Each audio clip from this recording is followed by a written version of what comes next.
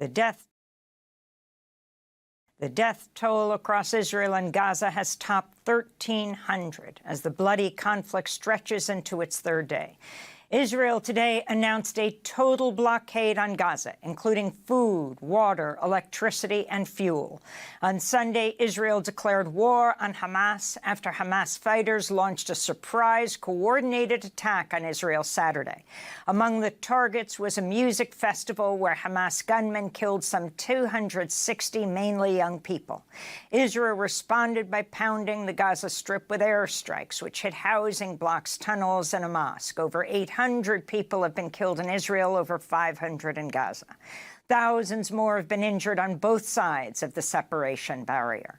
Hamas says it's taken over 100 hostages, including civilians and Israeli army officers. Israeli Prime Minister has told Gazans to leave, though it's unclear where they'd be able to go, vowing to all but decimate the besieged territory.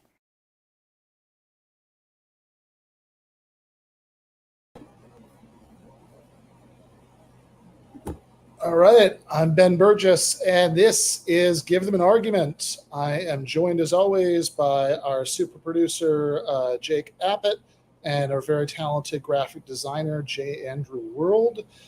In a little while, we're going to play some of my conversation with Wozni Big Woz Lambre on last week's Woke Bros, and then we have Benjamin Fong on to talk about his book, Quix Fixes. And in the post-game for patrons, we're going to have Ryan Zickgraf on to talk about his article about the end of hyperpolitics.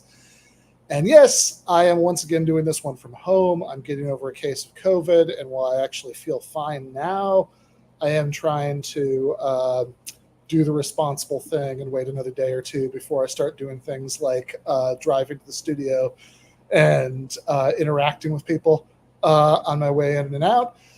But that's me. How you guys doing today? Good. Yeah, sorry. I was muted. So I'm like trying to figure out how to unmute myself. No, good. Everything's pretty good down here. Nobody's got the COVID, which is good. Yeah, all managed to avoid the Rona. So far, we're just bunkering down because it's holiday today, so the kids are home. Yeah. Well, I got the it's not a booster technically, right? The newest COVID shot, yeah. which I think you were about to get before you were stricken. I was literally scheduled to get it on Wednesday. Yeah. And it's like, I had symptoms on Tuesday, but I was kind of in denial about it. And on Wednesday, I was like, okay, I'm sick. And, and I postponed my appointment, and then I took the COVID test. I was like, oh, shit, I have to cancel this. Yeah. Bad lefty is blaming leftist timekeeping. I'm going to fall on the sword this time. I was feeling sick before the show, but I don't want people to think that it's related to the COVID update. It's just my Jewish genetics stomach issues that are very common amongst people of my disposition. But who knows? I guess I felt a little bit of a fatigue from the COVID. If people are curious, I felt a little fatigue, but nothing like the first two. But yeah, so I'm in between you and Andy, I guess. Maybe you're feeling better than me at this point. I actually might be. Yeah, I've been feeling steadily better, and nice. It actually sounds like obviously, drinking lots of liquids, just pounding ivermectin, as you'd expect. So, all right. Before we get going, I'm going to monologue for a bit because, like a lot of you, I've been glued to the news from Palestine the last couple of days, and I have a lot to say. I've been seeing a whole parade of vapid media creatures and politicians from across the American spectrum saying the attacks this weekend were unprovoked, and that could not be further from the truth. Before we get to the nonstop recent provocations from the Netanyahu government, which is the most right-wing government in Israel's history, let's start with a quick review of the basics. I'm going to skip the massive ethnic cleansing when Israel was created in 1948 and the millions of Palestinians living outside the country who still aren't allowed to return home, and even the extraordinary vicious discrimination against Palestinians whose families were living on the Israeli side of the line when that war stopped and have citizenship in Israel today. Getting into any of those subjects would make this monologue twice as long, so everything I say after this is going to be exclusively about the occupied territories. A Palestinian child on the West Bank, born the day the occupation started, would be getting senior citizen discounts today. Her whole life, this is what life has been like. She can't vote in Israeli elections, even though Israeli settlers down the street can. And for every legal purpose, that settler is considered to quote unquote, live in Israel. If the settler is accused of a crime, they're tried in a civilian court where they have rights. If the Palestinian is accused of a crime, they're tried in an Israeli military court. If the Palestinian is beaten or robbed or raped or tortured by an Israeli soldier, the chances of justice from an Israeli military court are about as good as you think. And that's the West Bank.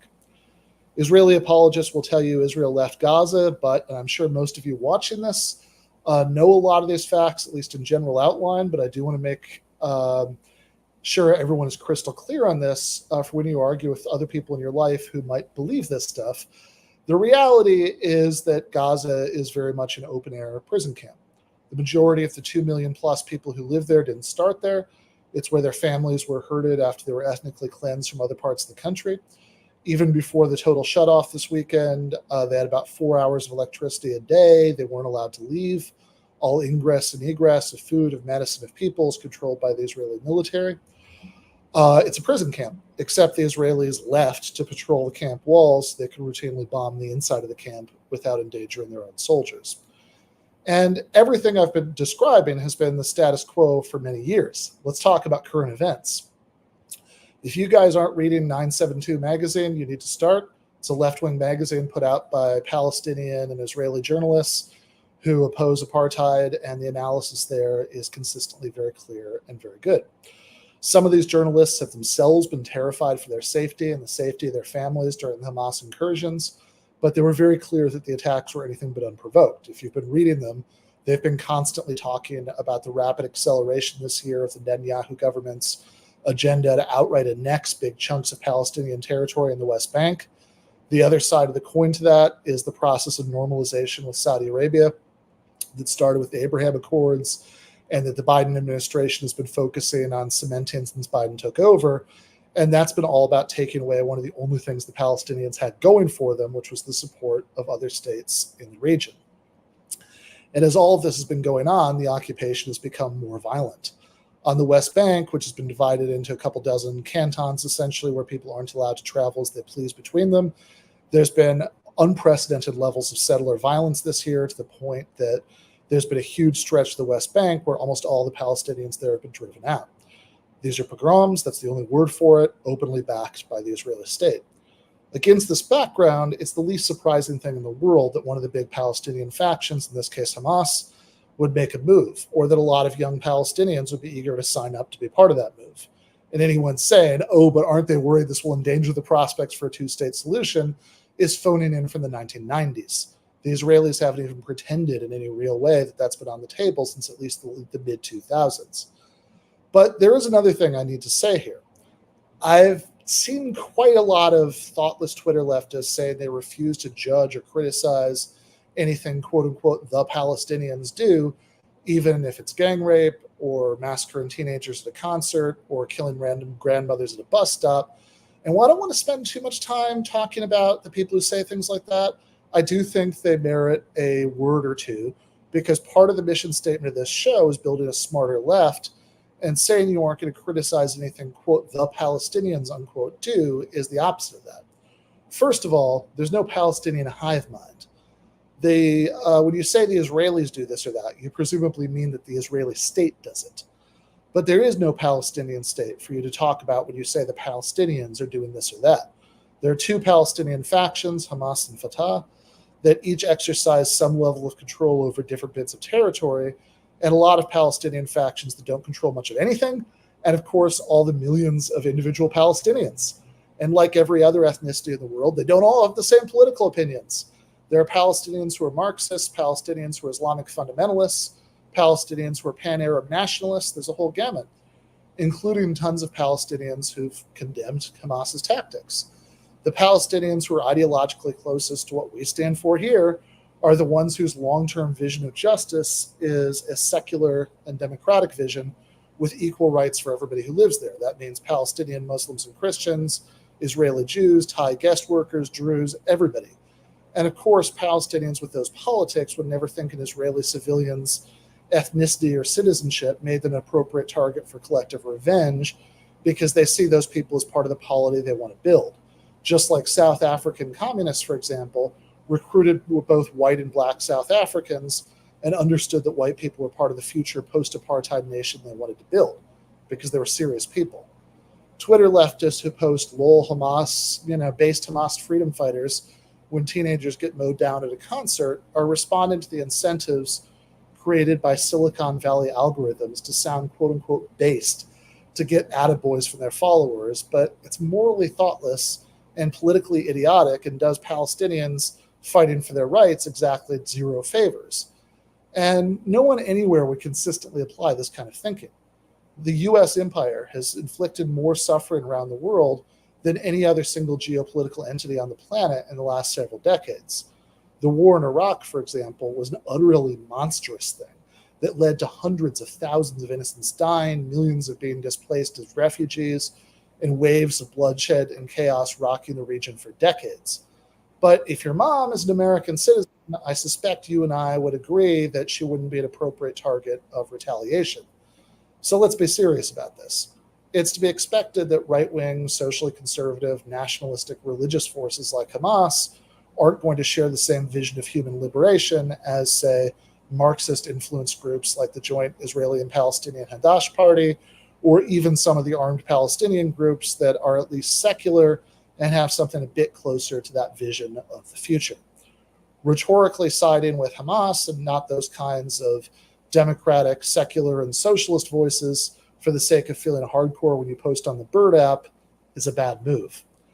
It adds nothing to the intensity of your support for the Palestinian cause or the intensity of your opposition to Israeli apartheid and ethnic cleansing, and it accomplishes nothing but provide your enemies with some nice propaganda on a silver platter about what pro-Palestinian people are like. It's also, not for nothing, a slap in the face of the anti-occupation activists and principled anti-Zionist socialists in Israel who are actually among the dead and missing today, or who have people who they love who are among the dead and missing. These are people with politics that are no different from yours or mine, but who have in many cases had to make much bigger sacrifices for those politics than you or I ever have. I'm talking about people who've done things like serve stints in prison for refusing to serve in the occupying army. Bottom line, you're not both sides in the apartheid regime and the stateless Palestinian population when you admit that sometimes some Palestinian factions do things you think are seriously wrong. You're just looking at the world without turning your brain off. Okay, I had to say that part. I care because I care about the left getting it right, because I want us to win. But right now, for better or worse, leftists with bad takes don't have any power. And the people who actually do have power and influence in the world are saying absolutely terrifying things right now, and I want to move on to talk about them. One thing that's become extremely clear this weekend is that all the people on the right who spent the last several years cosplaying as anti-war, as being some kind of departure from the neocons of the Bush era, are just neocons with a few differences of opinion, so minor as to be almost cosmetic. Some of them oppose the confrontation with Russia because they prefer to confront China. Some of them decided, in some cases years after they've cheered themselves hoarse for Bush's wars in Iraq and Afghanistan, that, actually, those particular wars were bad ideas. But there's no subject like Palestine to show all of these people's true colors. I've been watching what all of them have been saying, from J.D. Vance to Marjorie Taylor Greene to the, quote, post-liberals, unquote, on Twitter. And not only are they braying for Palestinian blood right now, they're blaming this on Biden being too soft on Iran since he made a deal where he agreed to unfreeze some stolen Iranian oil money. And so they're saying, see, this is how Iran funded this. And of course, if you look into it, it's not true. But the point is that these people who are saying that want two things. They want a green light for Israel to commit atrocities on a scale Hamas would never have dreamed of being able to pull off, wouldn't have had the logistical capacity to pull off. And If they can hide intentions or maybe even a war between the US and Iran in the bargain, hey, that's their stretch goal. I don't know how the Iran part is going to play out, but here's what I am sure of. What's about to happen to the Palestinian population is terrifying. What's already happening as Israel bombs high-rise apartment after high-rise apartment, making God knows how many families homeless and inflicting civilian casualties we can currently only guess, and doing it all for no real military purpose. They'll say, oh, out of these 100 apartments, one of them was a Hamas office or something, really just as a show of power. That's awful. But what's coming next when the ground invasion starts is fucking terrifying. Israel's defense minister has said, this is a quote, I have ordered a complete siege on the Gaza Strip. There will be no electricity, no food, no fuel. Everything is closed. We are fighting human animals, and we act accordingly. That's chilling. And these atrocities are going to be carried out with U.S. funding and U.S. weapons systems, and every single one of us has a duty to raise hell about it in the days and weeks to come. That's it. That's what I wanted to say. I think that was really well said. There was just one small or two small points for me to add, Ben, if we have please. We have time on it. I think on the topic of building a smarter left, which is and part of our show I think is speaking to leftists, right? So sometimes we're focusing on that, even when, like you said, none of especially the ultra left or whatever is not really in power anywhere. But that said, on the topic of building a smarter left, I think that when you have leftists arguing that people dancing at a rave are basically complicit in their own death, I don't think that's very productive at all. And it kind of makes me concerned and not really want to organize with people that don't mourn the lives of innocent people, even if we acknowledge forcefully that the root cause of that violence lies in Israel's violent occupation and blockade. I think a cornerstone of the left, of our values, or at least my values, is that every human life has inherent value. And I think, even if you look at the values behind something like prison abolition, I think it's, even if that's not necessarily, I'm not sure about prison abolition, I think that there's this idea that even people who have done really, really bad things are deserving of mercy. So then to say that, these innocent people or these civilians, let's say, who were slaughtered and try to blame them for some reason, I just don't think that's building a smarter left at all, because this isn't a battle of like two sports teams. I think individuals suffer often because of the actions of their governments. As to paraphrase Michael Brooks, we should be kind to people but ruthless to systems. So that applies here. We could be ruthless in our criticism of the Israeli government while not blaming, some kids in their 20s dancing at a rave and, questioning why they were there and whether they deserve to, have their throats slit or to be raped or something like that. Similarly, like Ben said, we can have some critiques of Hamas and some of their tactics. We don't have to, just because we acknowledge that Palestine is the the victim here, doesn't mean that we have to say everything that their government does is good, right? So that was the first point, but the second point is obviously more in how to create change for the better, right? So I think my perspective is from a Jewish person, so I know like a number of Zionists or some close friends who are Zionists, so I'm thinking about how to try to break through that ideological perspective. And I think a lot of hardcore Zionists would label people like me, like Jewish leftists, as like just traitorous. But I think that my position comes not only for support for Palestinians, but also for Israeli civilians as well. Because if you believe that the settlements and the blockade of Gaza and the brutal policies in general toward Palestinians are a security liability, rather than a security asset, then continuing on this path leads to deadly consequences for Israelis as well as Palestinians. And I think I'm hopeful that maybe that the Israeli left at some point, maybe not immediately, can break through a bit. I saw that Haaretz published an op-ed that put the blame squarely on Netanyahu. So I have a lot of solidarity as well with Israeli. I don't think that was written by leftists even, but I think that there's an opportunity to reach out a little bit to the center, probably not to the diehard Zionists, and say that, hey, look, even if these policies were good for Israel and bad for Palestine, they still, on a human rights moral ground, would not be worth pursuing. But if they're making it more dangerous for everyone, including Israelis, and going to be leading to more terror attacks, right, then this cycle of violence isn't helping anybody. And maybe that's like a message that could break through. So that said, I don't want to distract from the fact that the Palestinians are the main victims here, not the Israelis, and that they're going to be, in the coming days. It's just really unthinkable and really fucking scary to think about what's going to be happening in Gaza in the coming days. But more so that maybe we can break through the logic of occupation and apartheid, because if you talk to Zionists, I think most would say, yeah, it's sad when Palestinian children are killed, but this is something that we need to do, right, for our security interests. So if we can break through that logic, which I do, and I think that there are signs that it's cracking, then I think that that's something we could do on the front of trying to change minds or build a left within Israel.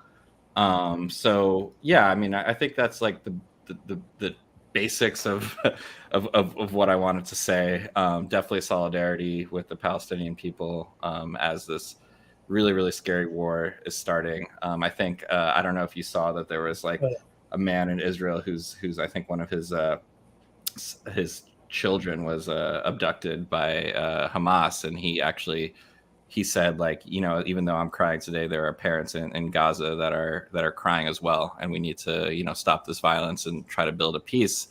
And it's really moving to see things like that. I think to see people who it's not really like a cause to cheer for one side, or what, like, oh, like, yay, this is so great. I mean, everybody knew that, like, even if you believe that what's going on with the attack by Hamas was justified, that what's coming in the coming days already has started is really fucking scary and really sad. So it's been a sad few days for me, and it's hard to see what positive can come out of this. But I'm just starting to think about, like, what strategically can American Jewish leftists, and I mean leftists in general, do to try to make a positive change. So I think that's all I had to say on it.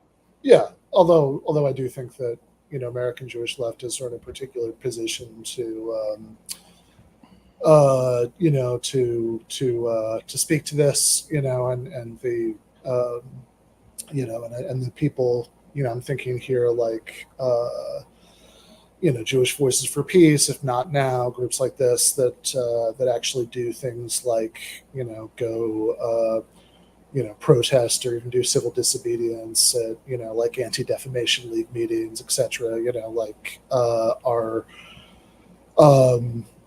I think are doing really important work in sort of busting up the myth that, like, there is like a Jewish view on this, right? That there's like the Jewish hive mind that all supports the Israeli state.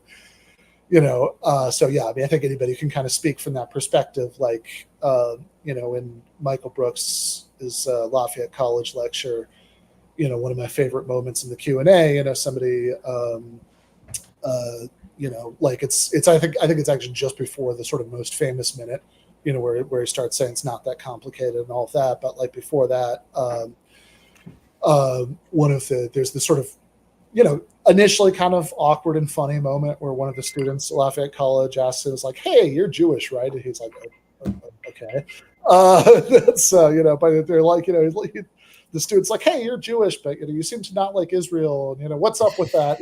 That's and he kind of like lightly makes fun of them for that for like a second, but then he like very earnestly answers, and he's like, "Well, look, my Jewish values tell me to oppose apartheid." So yeah, I think that's like a good message to have, to have out there.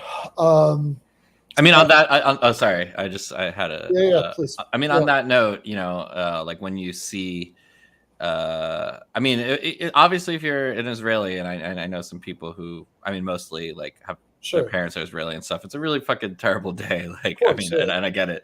But then, some people start posting like, well, we need to, like, kind of like that MP posted, like, we need to destroy these animals, or the defense minister, right? Like, they start calling them animals, and they start saying like these people have no conscience. And I think as Jews specifically, like you're saying, we should be really, really wary of any kind of dehumanization, right? And comparing any group of people to animals, or to some, to like setting up the stage for some kind of dehumanization for mass slaughter. Like you said, I think for me that's a very that's a really that's a Jewish. I mean, that comes from. I mean, I don't know if it's a Jewish value, but it comes from my knowledge of Jewish history, it's not only of Jewish, about, yeah, it's of Jewish history, yeah. I mean, it's a obviously valued a lot of I think. I mean, speaking of Michael Brooks, right? I mean, part of the point of the last chapter of Against the Web is that universal human values are going to be expressed in the language of any tradition, right? Nobody's got a monopoly on it, but you should certainly find it where it's there. Also wanted to say to the point of to the point of Cherry's thank you and Strom for the super chats. It's like, yeah, look, I don't want to, that's why I was kind of saying I don't want to spend too much, the bad left takes we were talking about earlier, right? I don't want to spend too much time on them. But I want to spend a little bit on them. And there's here's my thinking on that, which is, okay, on the one hand, it's not where I started or finished because, the left just doesn't have any power, at all. I mean, certainly the far left, as you said, Jake, sadly has no power at all. I would like it to, but it doesn't. But so, as far as like the world in general, right, goes, bad left takes don't really matter. But if you do care about the left, which I do, because those are the people I want to win, right? That's it's a small part of the American political spectrum, but it's the part where I live. And it's the part that I want to get things right because I want it to convince as many people as possible. I think this stuff is, I think it would be living in denial to pretend that this stuff was like only the sort of most like, I don't know, like gray zone-y fringe or something right now. I've seen too many tweets over the weekend with tens of thousands of likes. I saw stuff even from some DSA chapters, although, credit where credit's due. I think the thread that the national organization put out was very good. I think it started where it should start, right? By emphasizing the larger context, the sort of root of the entire cycle of violence, the thing that has to be the top line in all of this, which is about, the last decades upon decades of apartheid and ethnic cleansing. But it did include a clear condemnation of attacking civilians. Like I think it was like on point. But the reason why I want the left to get stuff right and not have bad takes that I think are going to rightly turn people off is precisely because we don't matter yet, but I want us to. Right, like I would like for what we say to matter, and we just have to win over the majority of the population. How popular do you think the left is going to get if they're like to join our club? If you if you aren't if you at all say like, yeah, I don't think it was great that hundreds of civilians were just murdered, that all we're going to start yelling at you for making judgments about an oppressed nation when exactly. The most common one. And listen, if the super chat is right and this is a super fringe opinion, I'd be really happy. Maybe this is just Elon Musk's fucking algorithm. Like you said, it is very algorithm based, right? So they're probably trying to show me some of the most whatchamacallit, like the hottest takes, right? So that's probably, but yeah, there's just lots of stuff with thousands and thousands of likes, which is just kind of it just makes it a more toxic atmosphere, I think. No, totally right. And I don't again, I think that it's I want a left that's not going to do stuff like that, but I also so this is not all negativity. I do want to point out, well, I'm sure we'll talk about this more next week when the article's out, because I just finished writing an article for Jackman about this. I've actually been very happy with what the left electeds have been doing. I mean, I know that's not really the, like the far left, like we've been talking about, but like the people who are sort of DSA aligned, members of Congress. Look, those people aren't perfect. I've criticized them when I thought, criticism was merited, including very much in foreign policy. But I've been really happy with them the last few days. I thought that Cori Bush and Rashida Tlaib, both put out, I thought, really good, really strong statements that condemned, all killing of civilians by anybody, but like focused on, hey, you can't understand what's going on here or how you can put a stop to the cycle of violence if you don't understand this ongoing reality of ethnic cleansing and annexation and apartheid. And in particular, I think we're very clear about like what we really need to be talking about is ending U.S. military aid to Israel, which is, of course, I think an incredibly brave position to take right now, as the entire rest of the political spectrum, other than like a few socialists in Congress, like the entire rest of the political spectrum in the mainstream American politics has been saying, this is unprovoked. Israel has a right to defend itself. And, again, as we already know what that looks like. I mean, there's we've already seen that in the last few days in the bombings, the bombings of Gaza by the Israeli military. There's a video that I'm probably never going to be able to entirely erase from my head of that's been making the rounds of a father in Gaza holding the corpse of a little girl and like screaming about his loss. Expect a lot more of that, right? This is what when they say, this is like unprecedented warfare, when Netanyahu tells people to leave, which is darkly hilarious because he's the one keeping them there.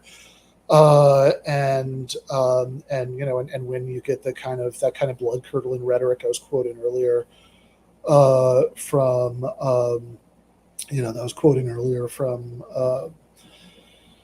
the Israeli defense minister. I think absolutely god awful things are coming down the pike, right? And I'm really. I mean, it's not much of a silver lining, but yeah, I mean, I do at least appreciate the fact that there are multiple people in Congress right now who are taking this kind of line. That would have been unimaginable, even in 2014, right? When the closest comparable precedent happened. Yeah, and I think the last thing, and then Andy, I want to give you a chance if you had something too. But I was listening to an interview with Rashid Khalidi on Daniel Bessner's podcast. He's a historian of Palestine. He was talking about, I think he's like 75, and he was saying, in the 60s or whatever, like he remembers that it was taboo to even say the word Palestine, and now that I would probably on college campuses, solidarity with Palestine is probably I don't have access to polling right now, but at least my anecdotal idea is at least that's, if not the majority opinion, an extremely mainstream opinion on college campuses right now amongst young people in general, solidarity with Palestine. So that might not mean very much for people who are worried about bombs dropping on them right now, but in terms of what the left is doing, it is a sign of progress, which is a good thing, I think. And I think in terms of thinking what we can do, we probably have to think long term, because short term it is very frightening. But I think we have to think long term. And like, as you said, as if you do happen to be Jewish like myself, this is probably one issue in which you can kind of have you could maybe have a bigger sway with Jews. So probably joining one of these leftist Jewish organizations is a good call, and it's making me think more seriously about being involved with that work as well. Absolutely. Okay, Andy. Oh, we I can't hear can't you. hear you at all. This is the night of technical problems, and I think Israel is attacking my internet. This isn't the first time you've been silent. Usually when you have an opinion that's really good, you end up being silent. That gets you. I got silenced. No, I mean the big thing is like if you really and I've been racking my brain trying to remember what her name is, but she used to be on RT and then like left like before RT got shut down, and she's been on Michael's show and a lot of other programs, but Abby Martin. sure, yeah. She did a documentary that's pretty good, showing like the anger in Israel, but the problem is that I kind of feel that this is feeding into the left's reaction to giving these bad takes, because when the whole thing happened and like I saw this video of a family being taken hostage by Hamas and like somebody actually videotaped it, I had a moment of like there's a part of me saying that I should be feeling anything about this, and I'm like no, human life is families should not be Sure, of course, yeah. and even though like I would say Abby Martin overall does good reporting, I think there is a danger to not not necessarily having a balance, which we don't have in this, because you either get all of one or all of the other side. Yeah, I mean, I would just say like, I'm sorry, I interrupted you. Finish your thought. Yeah, it's frustrating because like as a human being, I do not like seeing other human beings suffer, and that goes for both sides of this conflict. And I'm not trying to say I'm not trying to blame Abby Martin for having a bad take or anything like that. Let me be very clear on that. Jesus, but why are you going to start GTAA beef with Abby Martin?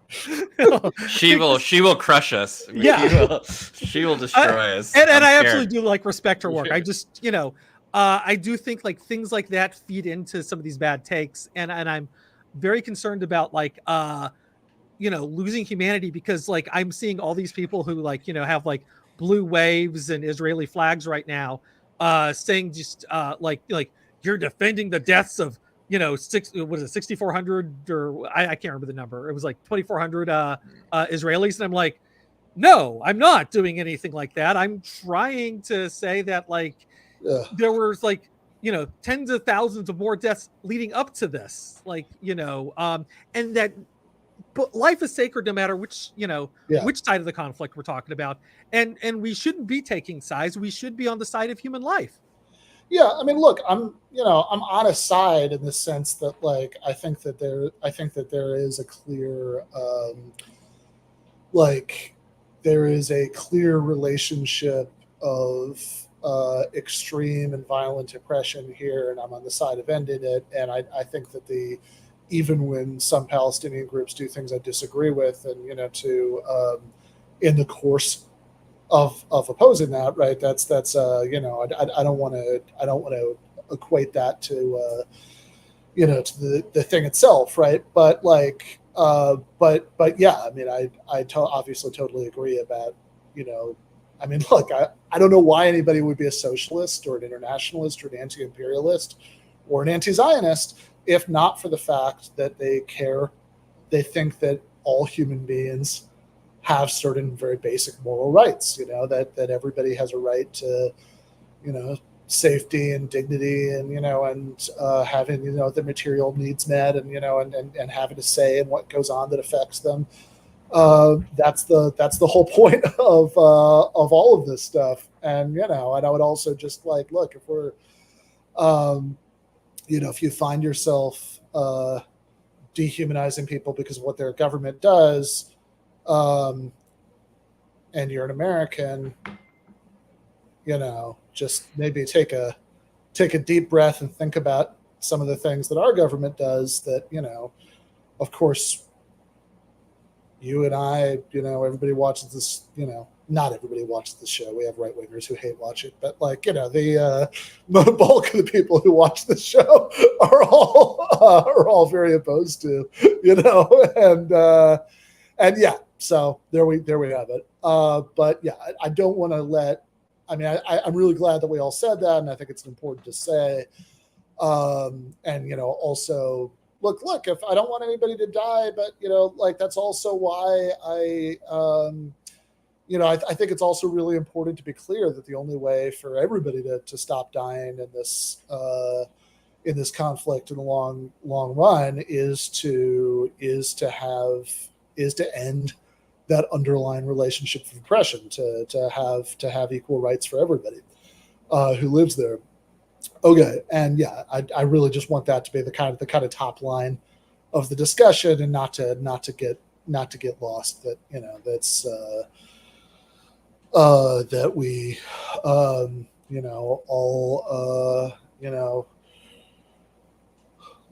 love and solidarity with you know, with people who are dying, which right now mostly means people in Gaza, going forward, and you know, end U.S.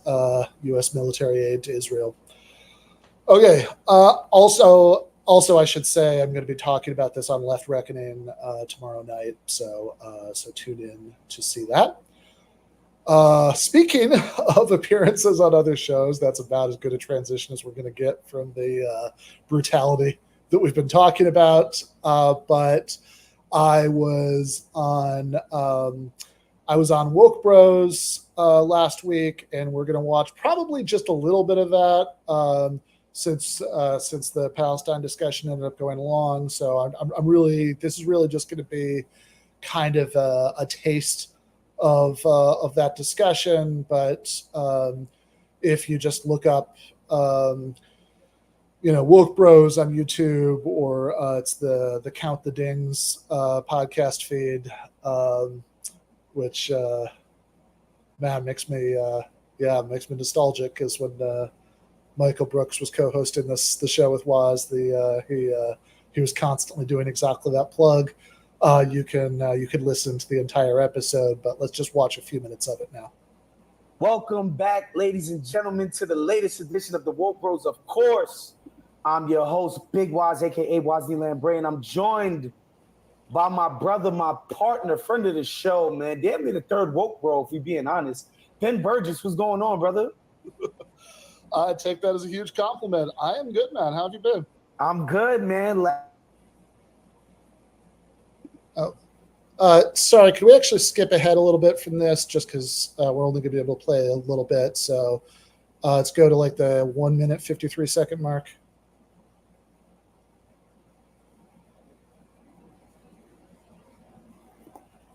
Oh, and I muted it. That's on me. I muted it to give you that.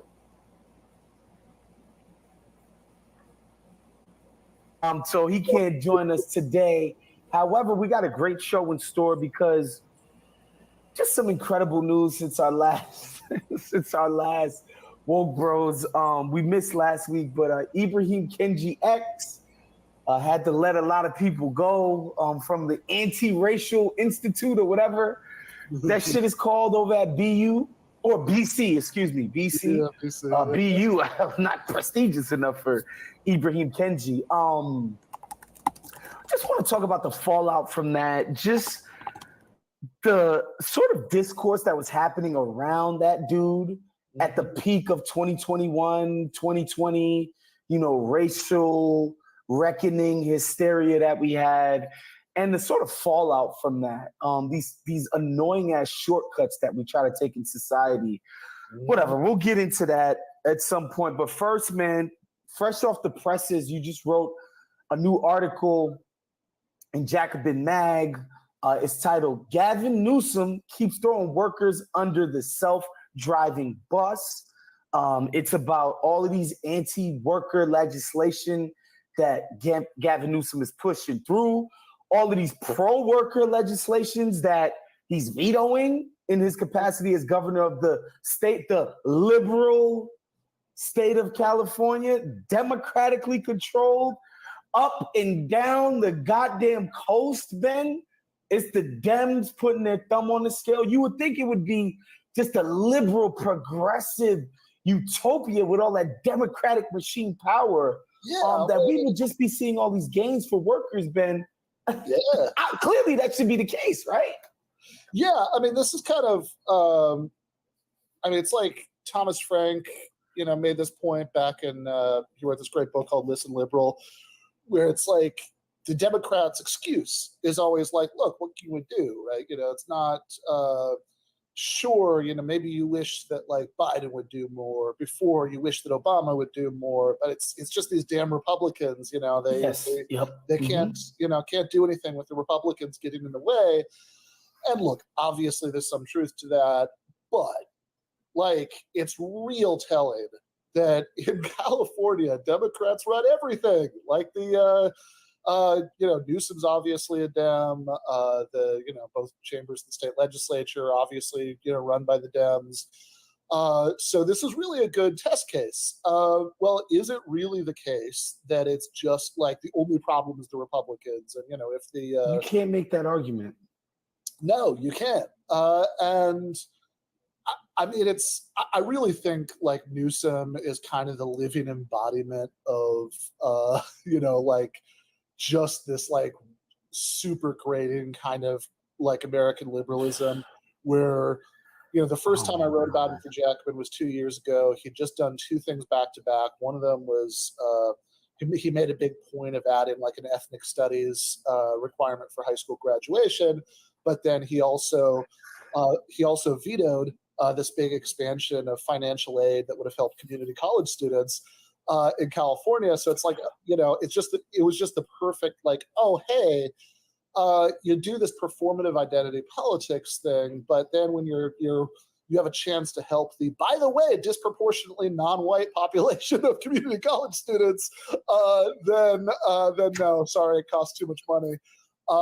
Back then, my suggested headline on that article, which Big and Dave vetoed, was Gavin Newsom's a piece of shit. I guess that's going too far even for a Jackman headline. But like the stuff that I'm writing about for this one is like within like a week, like just this very small amount of time, like late September, Newsom vetoes this bill that was passed overwhelmingly, right, by the state legislature that would have banned self-driving like trucks from California highways if they didn't have like a safety operator on board, which of course is going to eliminate thousands of jobs, like making it legal for them to do. Just a quick question before, because we already like it's obvious why it's bad for workers.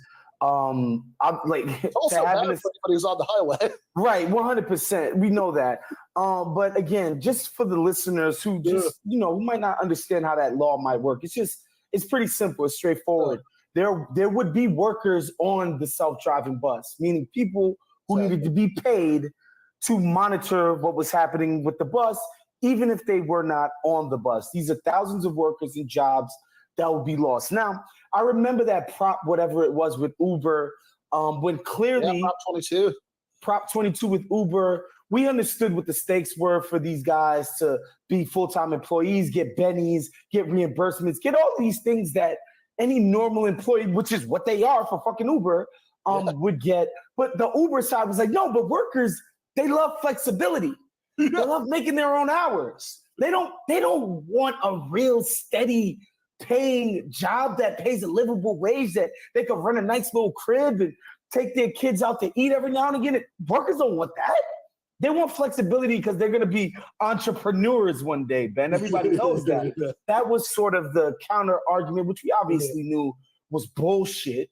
What's the counter argument for this? Is there, or have they even bothered to put one together? Not much. I mean, I think on the self-driving cars and trucks thing, I think that's, I mean, like, I don't know. I mean, I guess if you're just that sure that it's safe without it, then you say, oh, well, let's not stand in the way of, technological progress Jesus here. Christ. But like, but that one was pretty bad. How are people still making that argument, by the way? Yeah, well, look, I just don't, like, that's crazy to me. Like, again, even politics aside, even the thousands of like lost jobs aside, like, I don't know, man. It's like, that just terrifies me as like a driver. Like, yeah, 100%. Forget about as a passenger. Yeah. I mean, forget about it. Like, okay, cool. So obviously, He does that. What are some of the other great things he's doing for the California worker? Well, so yeah, that was like a couple weeks ago. That was like late September, and then within the last week, he's done two things back to back. One of them is you just mentioned Prop 22. That was to let Uber and DoorDash and Lyft and all these companies classify their workers as contractors instead of employees, so they they don't have to minimum wage, benefits, all that. By the way, there are people who might want to be classified as contractors. People who have their own full-time job already, where it's like, oh, like I can do this thing for you on the side. Instead of paying me those bennies, just pay me up front. Just pay me the money that you was gonna put into those bennies, put into this, put into that. I'm gonna do my W-9. There is a category of worker that makes sense for, but you can't tell me it makes sense for every single gig economy worker that exists. That's absurd. No, and like honestly, if you're, you wouldn't really get benefits. I mean, if you're just working like a limited number of hours as a part-time employee anyway. So, no, it's really obvious what was going on there. Well, after Dianne Feinstein finally died, I'm not sure how they could tell, but this was fantastic. This is me my personal favorite because we just tying it into a nice bow with the education reform thing that you mentioned. Like after Feinstein died, Newsom's appointment, Butler for her replacement, actually worked as like a corporate consultant. She was working with Uber when they were getting Prop 22 passed. And it's kind of amazing. Wow. Yeah. Like this is funny how that works. It's interesting. Yeah. And like, it's a very typical Newsom thing that, he made a big deal beforehand, before we knew who was going to be, about saying, that he was going to appoint a black woman, which is kind of like, which should be kind of insulting, because it's like, what, like all black women are interchangeable? Like it doesn't really matter what any particular woman stands for, or what interests she represents. To these fucks, it's all just the same. Like so a lot of people were like, oh, okay, well, why don't you appoint Barbara Lee? She's a black woman. She used to be in Congress. She's clearly anti-imperial, anti-war. Absolutely. Yeah, she's clearly interested in the seat. Yeah, like you're saying, she's the only person in Congress who had the guts to vote against the war in Afghanistan, in 2001. That would have been great, but nope. Instead, he appoints in fact, somebody who worked with Uber on getting Prop 22 passed. And it was also amazing because a lot of the mainstream press like headlines, you'll see refer to her as a former labor leader, which is true, but it's super misleading because it's like, yeah, what's she been doing since then? Yeah. She switched sides. Yeah. All right, that's probably a good cutoff point for that. And the remainder of it, we get into the even worse thing, which is Newsom vetoing unemployment benefits for striking workers, which is obviously his response to. It's actually there's a version of that's already in the books in New York and New Jersey, but in particular in California, as a response to the writer's strike, where one of the studio executives, people think it's Bob Iger, infamously said that the end game was to hold out until writers started to lose their apartments and lose their homes. Newsom vetoed that, citing some very unconvincing fiscal concerns. I have an article about all of this that came out in Jacobin. I think we have the graphic for that. It's called "Gavin Newsom Keeps Throwing Workers Under the Self-Driving Bus." And honestly, I think every day since I put it out, since Jacobin put it out, there has been new stuff that like I could have thrown in. I got an email from the communications manager from the it's the California, I think it's Domestic Workers Coalition, saying, hey, thanks for the article, but here's one you missed. And it's about, Newsom vetoing something that essentially would have given all these domestic workers the same benefits and protections that other kinds of workers get.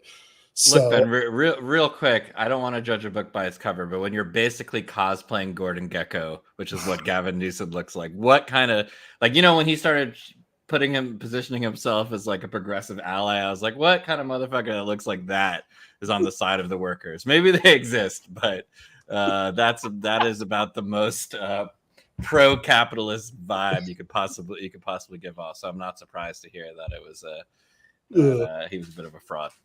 Yeah, and having a same long-term relationship with the same woman that was it Don Jr. or is it Eric Trump had with Kimberly Guilfoyle? Is that right? Yeah, they had a long-term relationship. I think of her as Rita Repulsa after that Republican speech she gave in 2020, where she got up there and just basically delivered it like Rita Repulsa from the Power Rangers. But that's just me. Fair enough. Well, so check that out. Also, speaking of California,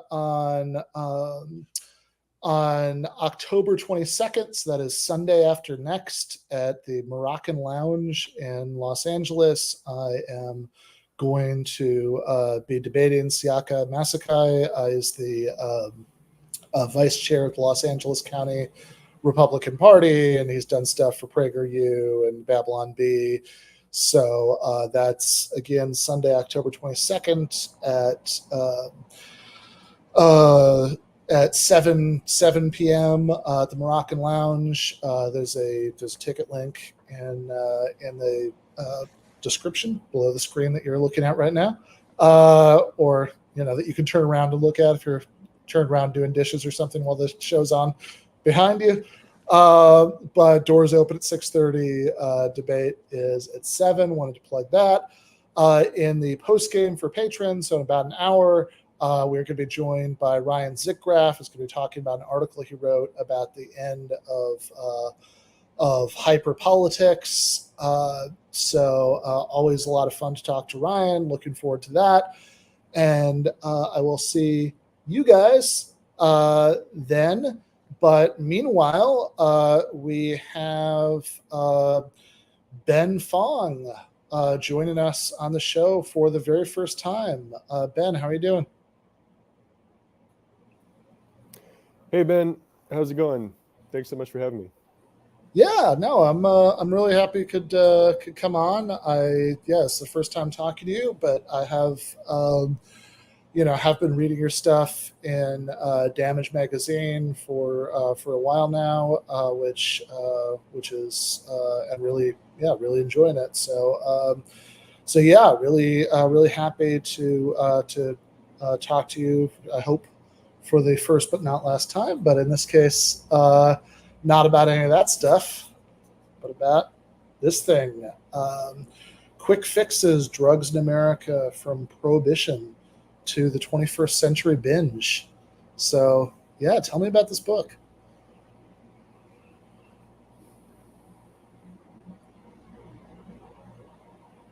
Ben? Hey, Ben, can you hear me?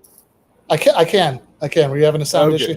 All right, great. Yeah, it cut out altogether for me for a minute. Oh, no. So I missed the full question, but I got the last. Yeah, it was a very general lead up, just to kind of give you a chance to like tell us a little bit about the, what, I mean, there's a lot of specific things going on in the book we'll get into, but just in a sort of very general sense, what you're doing with this and, what the idea was. Yeah, absolutely. So, my intuition was that Americans are taking more drugs than ever, just anecdotally talking to people experimenting with, cannabis, psychedelics, like any number of things. And they're also, I would say, given the sort of broad destigmatization of mental health in America, just more willing to talk about the kinds of drugs that they're taking as well.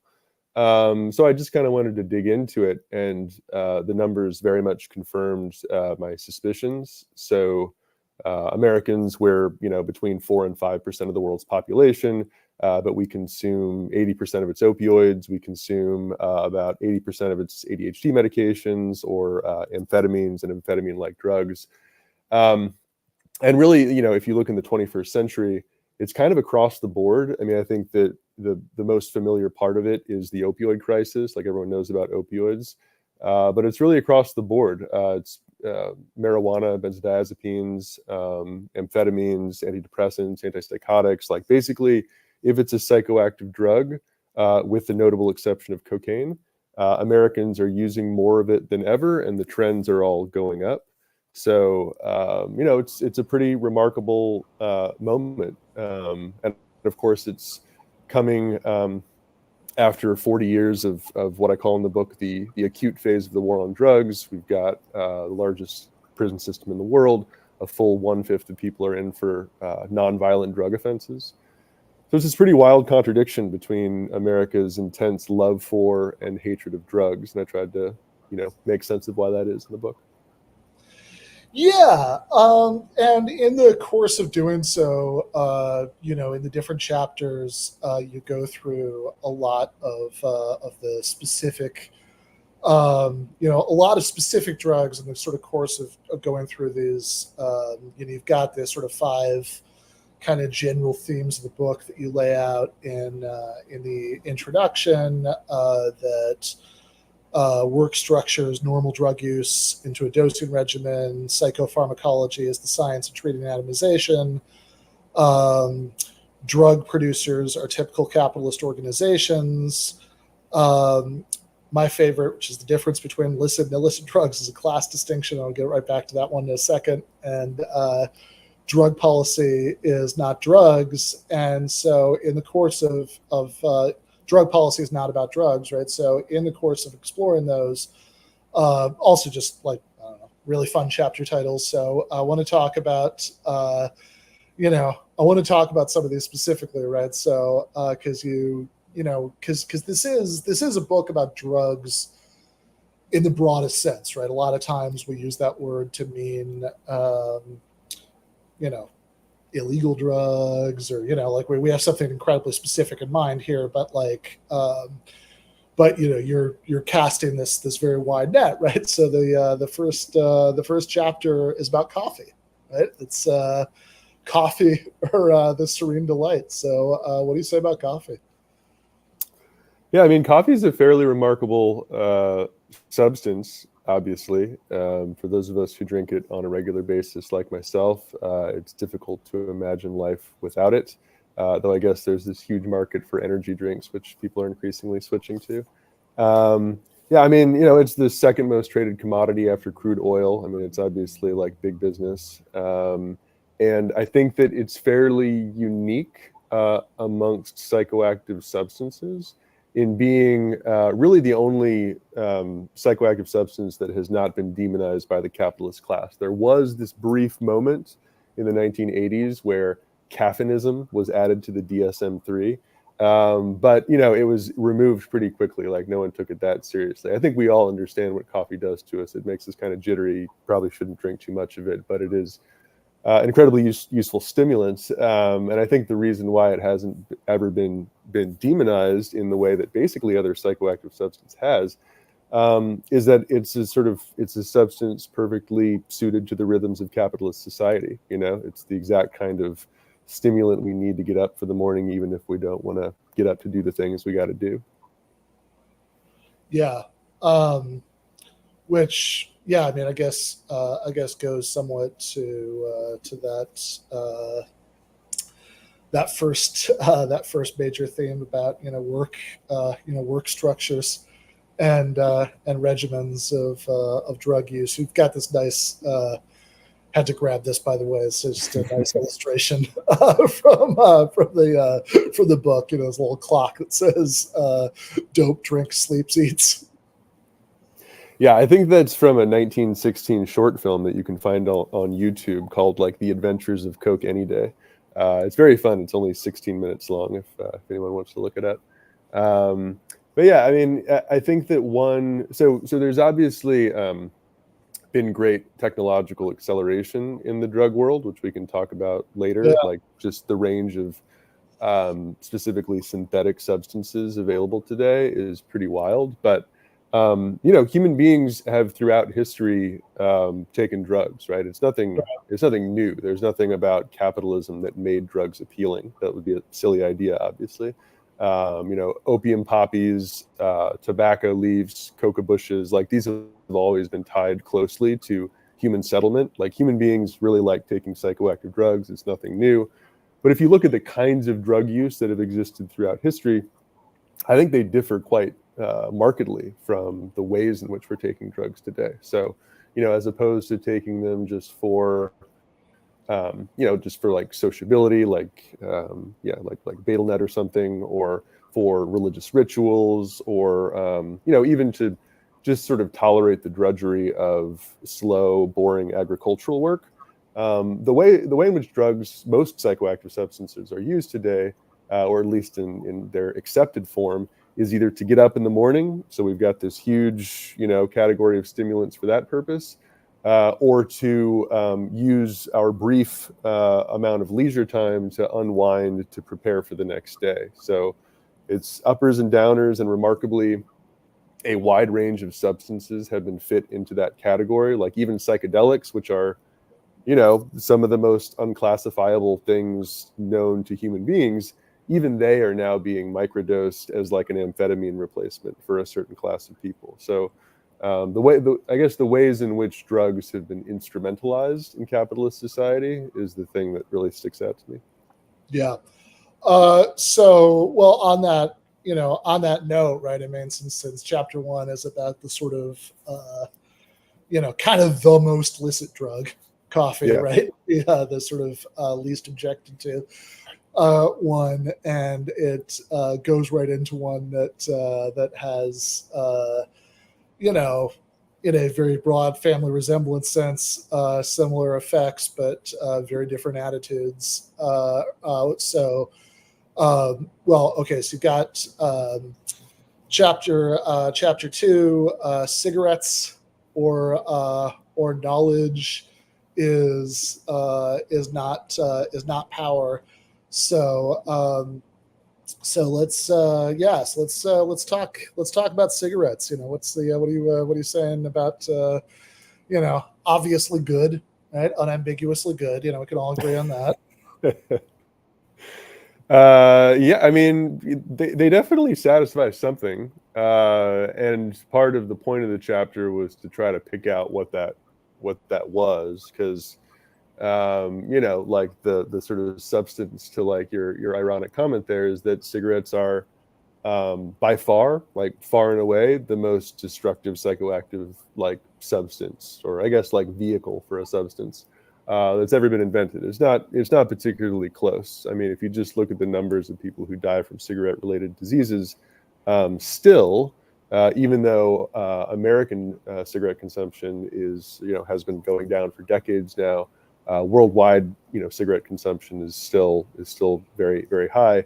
Despite the fact that we have perfect knowledge of the destructive effects of cigarettes, people still smoke. And in the conclusion, I was trying to make sense of, why that is. And I was relying upon this book by, I think he's an English professor, Richard Klein, called Cigarettes Are Sublime. And, part of what he wants to say there, being a lifelong smoker and trying to quit, he's trying to sort of reckon with his own demons. And he said, he's heard about the negative effects of cigarettes his entire life, right? And it hasn't worked. It hasn't worked on him. And so part of what he tries to do in the book is to say, well, why do they appeal so much, right? They don't provide like an intense high. When you first start smoking cigarettes, it's an unpleasant experience, right? Like it's not a fun drug in that way, and you become hooked very, very quickly. And after not a lot of time, it becomes, just a horrible habit that most people hate doing. So why does this thing appeal?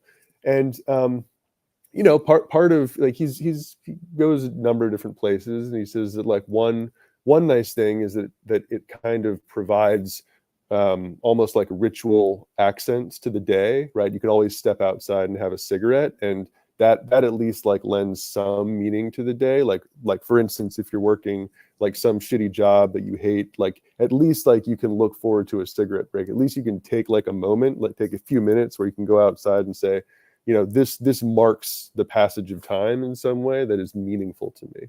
So he relies upon that, but he does give some darker hints in the book as well about what cigarettes do. And you know, he relies upon the philosopher Jean-Paul Sartre talking about smoking, I think in Being in Nothingness or something. And you know, Sartre like sort of like compares like the sort of fire and ash from a cigarette to like destructive events happening around him in the world, and how there's some sort of like reflection of the act in one's environment. And I sort of draw that out a little bit and say, you know, it sort of seems like if people take up smoking today, if they like smoking, if they do it despite the fact that they know its destructive consequences, they do it for those reasons. They do it because it's a kind of like fuck you to the neoliberal self-care ethic. If there's one thing that you can have control over, it's your own body, right? And you know, destroying it is an act of agency in a way.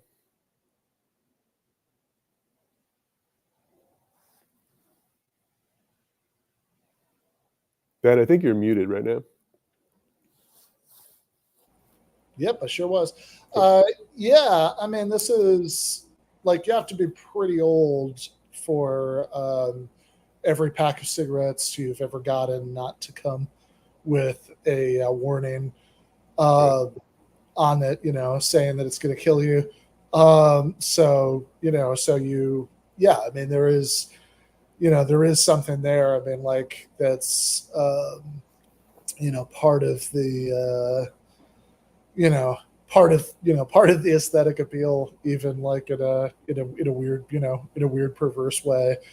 And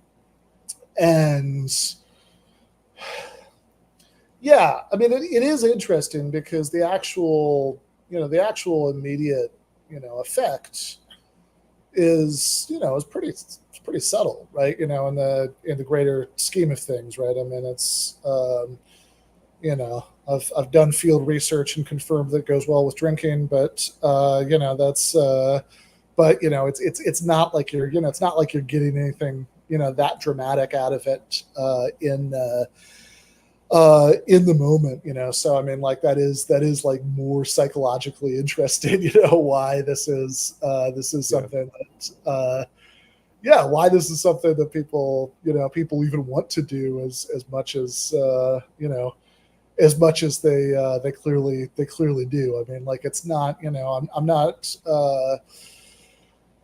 you know, I don't think anybody ever, like, I don't think anybody is confused about what the appeal is of like heroin or cocaine or even alcohol.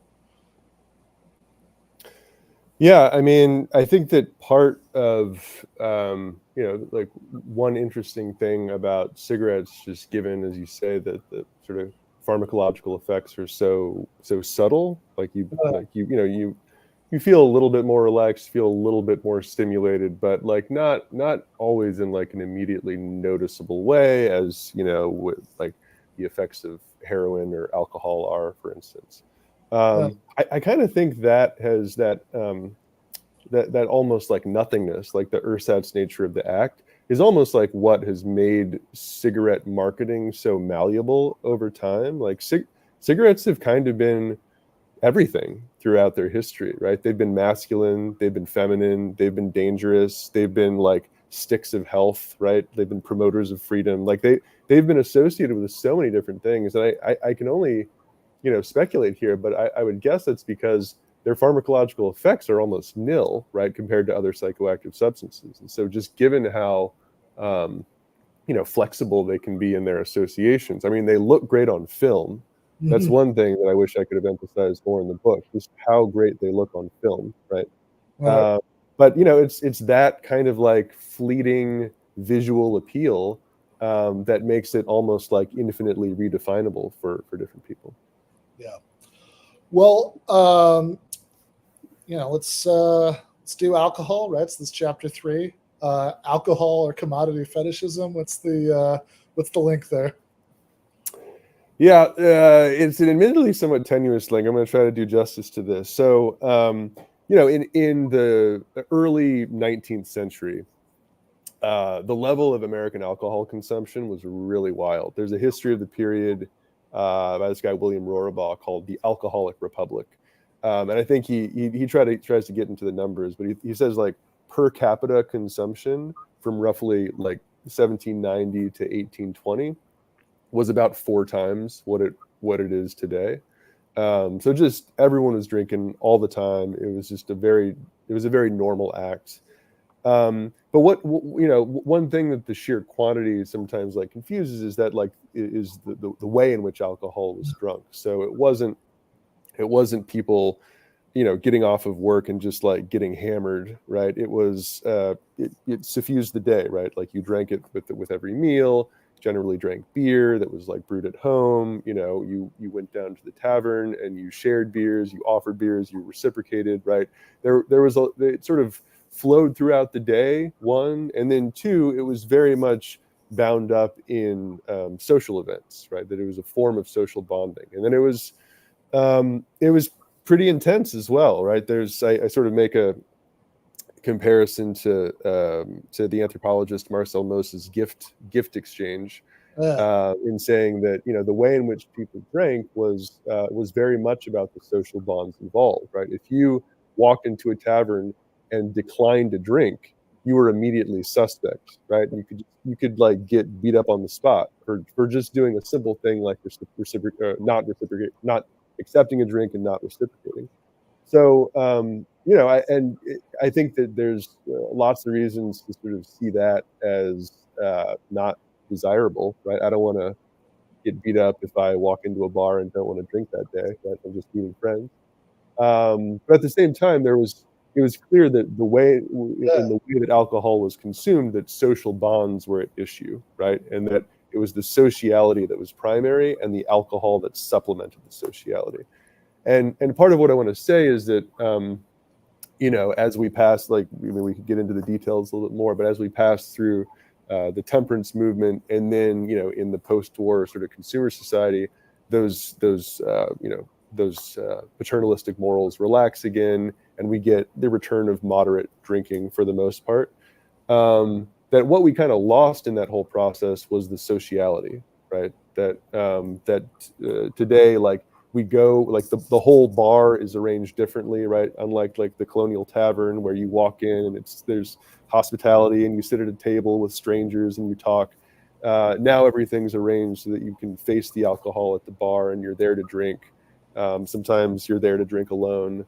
And the degree to which people have their own preferences about what they drink, when they want to drink, how much they want to drink, those kind of tend to dominate over different social pressures, right? And if anything, people react to social pressures to drink as if it's like regressive and, part of some kind of frat house ethos that they don't want to participate in.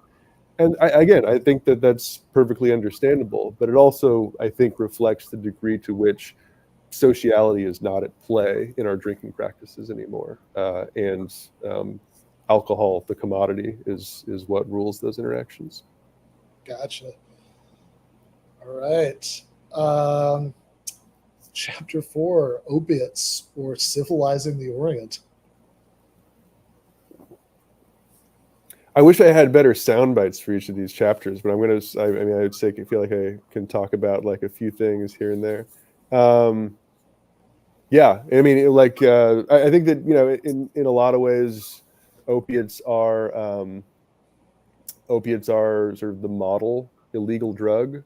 If there's one substance that has been consistently demonized throughout American history, and I think I have a really difficult time seeing it, culturally revalued in the way that cocaine was in the 70s or psychedelics are today, right? If there's one drug, it's heroin. And it was that way kind of from the beginning. I mean, it was more opium that had the negative connotation in the late 19th century.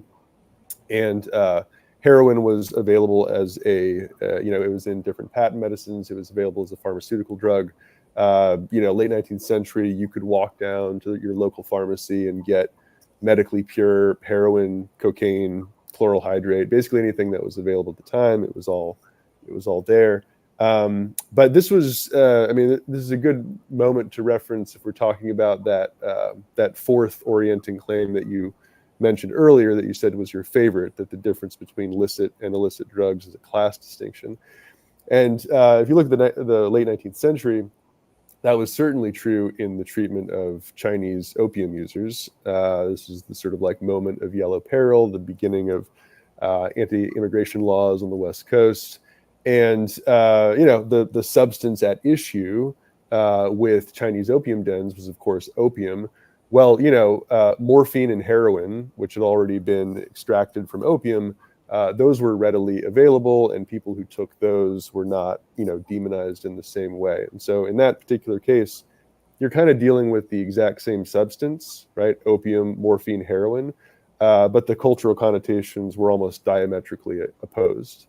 And that basic story sort of runs throughout American history, right? Like in almost every era, there are drugs that are almost pharmacologically indistinguishable, that bear radically different associations depending on who's taking them. And it's generally the, upper and middle class drug user that is respectable. And even if they're taking, technically illegal drugs, those are fine. Whereas it's the lower class drug users that are the ones taking the unacceptable drugs. Right. Yeah, and I guess like one thing that I noticed in looking through the history of opiates is just the remarkable, it just comes back again and again, this reference to the Orient as something that's in need of civilization. So Charles Brent, the guy that really pushed forward international drug controls at the beginning of the 20th century, so the first international treaties around opium and coca, he was the guy who sort of pushed them, chaired the conferences, pushed them through.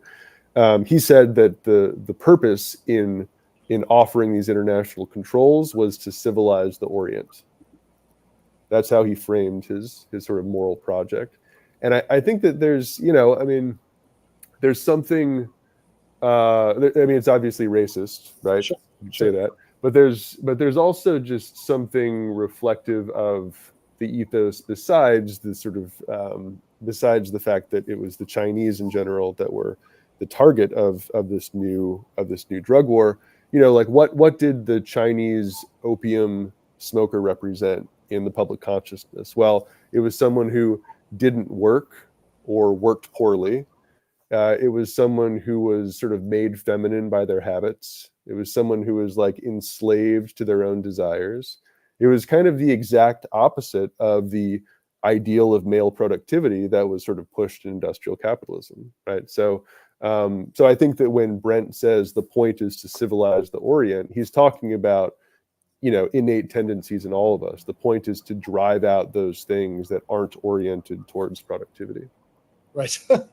Well, the next one up is one that you think is oriented towards productivity. So this is chapter 5. Amphetamines were inappropriate perseverance. Yeah. Amphetamines are very useful, obviously. They were brought to market in the 1930s under the name Benzedrine, and SmithKline and French, which I think is now GSK. It used to be GlaxoSmithKline, but they dropped that name. I think it's just GSK now. They when they brought Benzedrine to market, they really weren't sure what they were going to market it for. Like they knew it was a stimulant, clearly, but it was sort of a drug in search of a diagnosis. And so when they were first considering the use of amphetamine, they had 3 contenders basically. Like one was for dealing with mood disorders, right? So for lifting your spirits, essentially. One was for weight loss, and one was for mental and physical performance enhancement. And they actively mulled all three purposes. They weren't really sure. I think that they ended up choosing mood disorders. But throughout the history of the marketing of amphetamines, they've sort of been used for all three purposes. And I think, amphetamine created a kind of dream that we're still trying to realize. Obviously, we're still taking amphetamine in the form of Adderall. And there are a lot of, there's amphetamine-like drugs like methylphenidate or Ritalin, as well as a number of different sort of like types of amphetamine and combinations of amphetamine. But I think that that moment really created a dream that we're still trying to realize, and the dream is perfectly understandable. Like, we want to be thin, peppy, and smart. Like, who doesn't want to be that? And amphetamines are very good at doing that. And until we find something else, I think we're still going to be taking a lot of amphetamines. I should also say, a huge portion of that chapter is devoted to the military use of drugs. And of course, benzodrine was popular when it first came out, but it really became popular after the war, when soldiers brought back an amphetamine habit to the States, and it became fairly normalized. And the military is for obvious reasons very interested in drugs that make you stay awake for long periods of time, and they're now experimenting with new kinds of drugs, like non-amphetamine drugs. The latest one of promise. My research here is a little bit out of date. Like, they might be experimenting with who knows what now. But the latest one that I've heard about that they were experimenting with was this drug called modafinil, and the hope with modafinil is that you can stay up for really long periods of time, and you don't get the same kind of characteristic jitteriness that you get on amphetamines, and you only need like a normal rest recovery period. So you can be up for like 2 days and then sleep for 7 to 8 hours and then go back, like hop back in your plane essentially. And I think in experiments with modafinil, they've kept soldiers up for 85 hours straight. Like, they've broken sleep deficit records using modafinil. And that's, it's all part of the amphetamine dream, right? To be perfectly optimized in every way. Just thinking that in the Nightmare on Elm Street, and the kids are, staying up to, so they don't go to sleep and are killed by Freddy. They were just drinking coffee. It's really should have tried some of that military. Totally, they had modafinil. Exactly. Okay. Well, speaking of medically approved drugs, chapter 6 is psychotropics, or diagnostic creeps and rational paranoids. Yeah, maybe a crossover comment to reference amphetamines too. So, one drug that I include in the amphetamines chapter is also methamphetamine, which again has a very different cultural connotation, especially today. But historically, methamphetamine has been used in pharmaceutical drugs. It still is in the form of digoxin. It's methamphetamine hydrochloride. It can be prescribed. And in the post-war period, amphetamine, dextroamphetamine, methamphetamine, like, these were all used kind of interchangeably in drugs. Like, people didn't think about them as having radically different connotations, and so you got people taking all three basically for the same purpose. And when regulation started to come, I think just by happy accident, but it is a funny coincidence, methamphetamine actually wasn't regulated in the same way as amphetamine at first, and you could get a methamphetamine inhaler in America over the counter until 1965. Okay. So, I understand methamphetamine is a drug that can cause real damage. I'm not trying to like make light of it and say, oh, it's been used safely in the past. But it is to say that drugs that have very similar pharmacological effects, and in this case, one and the same drug can have almost culturally completely opposite connotations. But with the psychotropics chapter, with every chapter, I don't think I'm doing total justice to these, but Yeah. You know, I'm just, I mean, picking up one piece of the chapter, obviously. But, you know, I guess one thing that I emphasize in the psychotropics chapter is that what's called the biological revolution in psychiatry. I think it's done real harm to our understanding of ourselves and our understanding of why we're taking psychiatric drugs. So, you know, in the book, I include some advertisements from the post-war period of different pharmaceutical drugs, and the ads are pretty wild. I mean, all the ads from that period, you know, just really, you know, do wonders to reflect the state of American society at the time. And you know, I mean, there's some drugs, like there's this drug for this ad for Librium that I include. That's like, hey, are you worried about what's going on in Cuba and Czechoslovakia?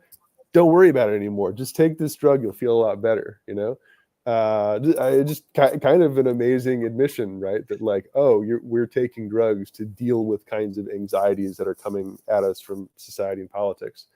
You know, there's other ads. I mean, there's a lot of ads targeted at housewives that are, you know, clearly misogynistic. There's other ads, you know, basically people who come into their psychiatrist and say, I hate my job, I can't work anymore.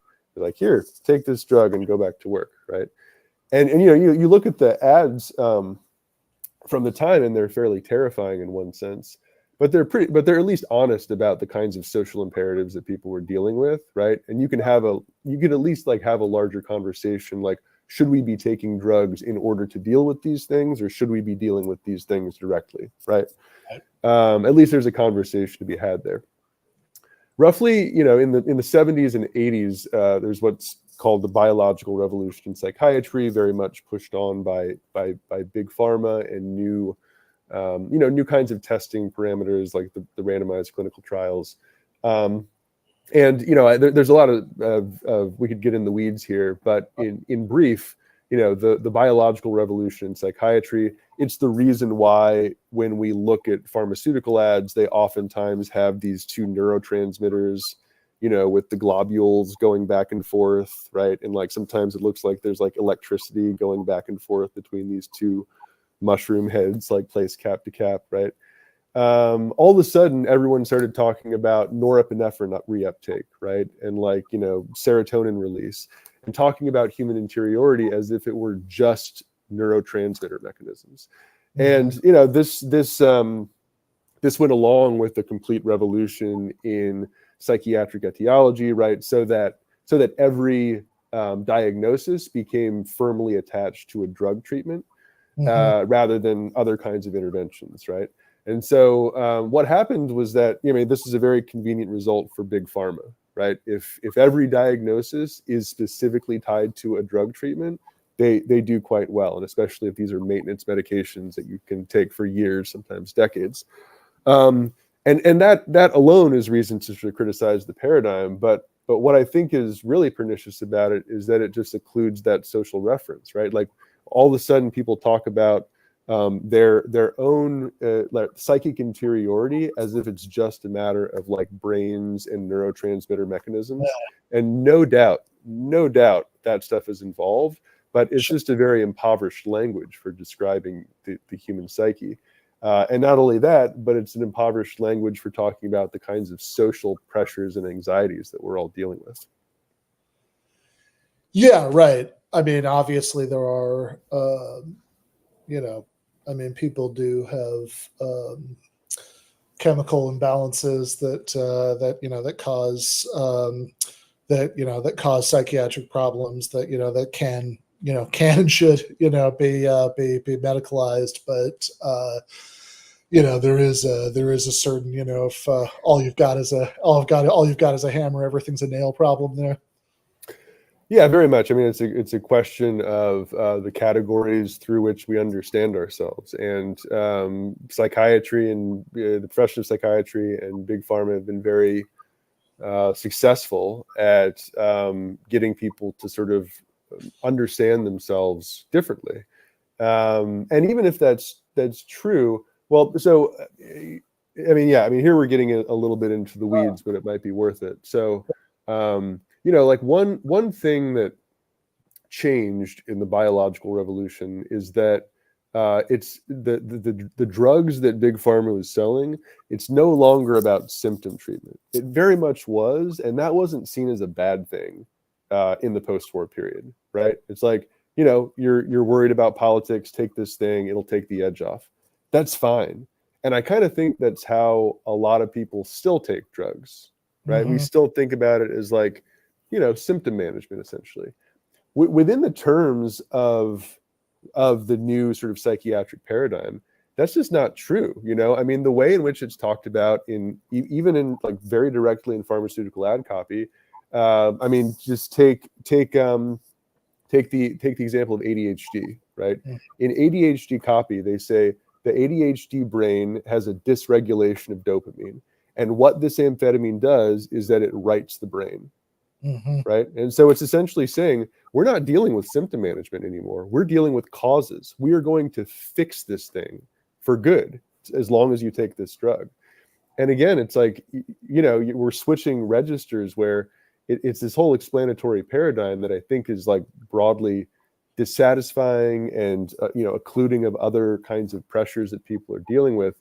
But that being said, I do kind of think that people take psychiatric medications in ways that resist that paradigm, right? That like they'll take it when they want to feel a certain way. When they want to feel a different way, they won't take their medications.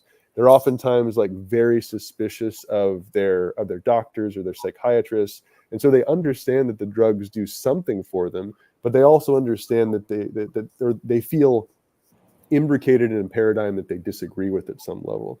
And so I think that the basic way in which people just sort of take drugs in practice, though not theory, does evidence some kind of resistance to that psychiatric paradigm. Yeah. And in a very sort of immediate, like, I guess this is what you were saying, but yeah, that's a sort of immediate, like, I know exactly what I'm going to get out of this, and this is why I'm going to take it, and this is what I'm going to get out of it, and of course there's things that are medical drugs can become like plenty of things are medical drugs, but there's an illegal market in them, and although oftentimes that itself is in a sort of way that's sort of self-medicalizing, but people don't think they can justify it to a doctor, and not even just as sort of in the sort of way that might sound, but even like I'm thinking, like, I don't know. I mean, that's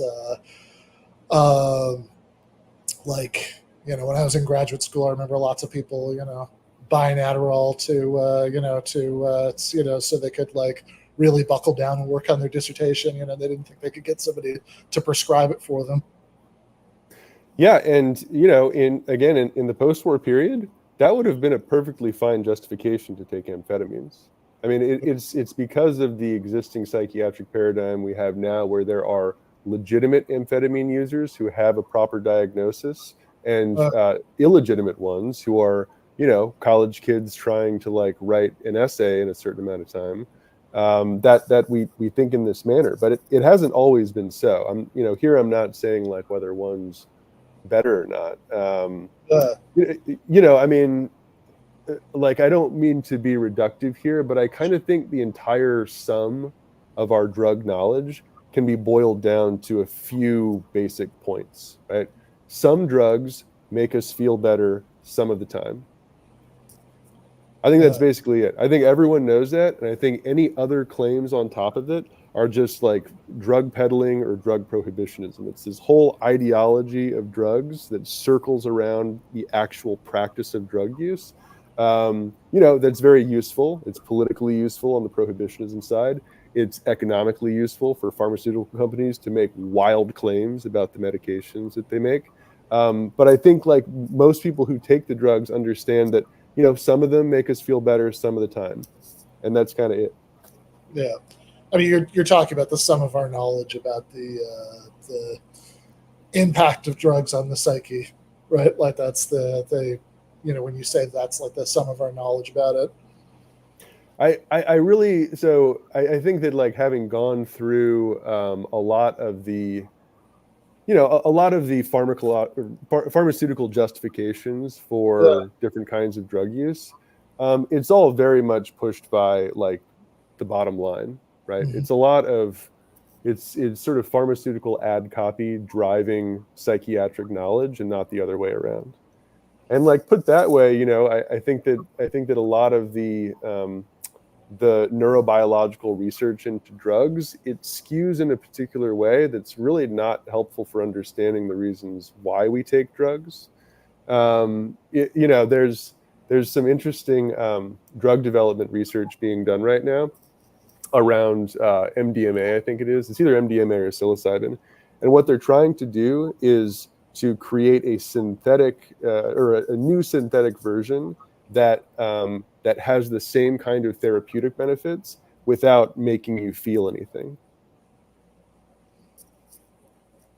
Okay. It's sort of like MDMA without MDMA. Yeah. And like it's that kind of research that leads me to believe that this whole paradigm just has skewed our understanding of like what drugs do for us so much that it can't even be processed that people take MDMA because it makes them feel good. That basic point can't be processed in that kind of research.